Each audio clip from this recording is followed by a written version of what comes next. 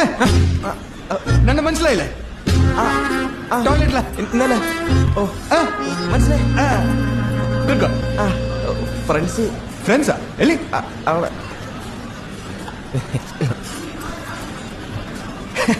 ഇരിക്കണം നാ ರಂಗ ರಂಗ ഓ നിന്റെ പേരെന്താടാ ബിബി ശാന്തൻ അജു ഇന്ന് വേഗം പോണം നാളെ ഡീറ്റെയിൽ ആയിട്ട് മിണ്ട ചേർസ് കാലിയായിട്ടിപ്പാ ഫിലിം ആടി ದುಡ್ಡ നിന്റെ ഒരു കാര്യം